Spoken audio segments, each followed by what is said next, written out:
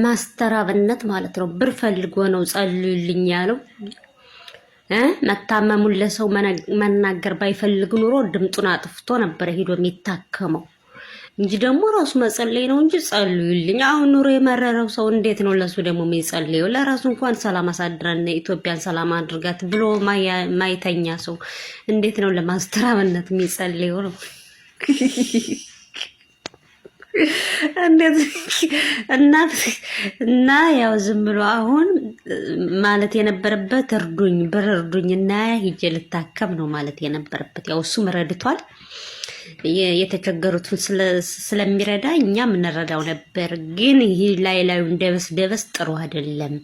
እና እንዴት ነው ካልሆነ ደግሞ ይጠመቅና ስውሯ ማርያም ይሄድ። ስውሯ ማርያም ሁሉ ሰው እየዳና ነው።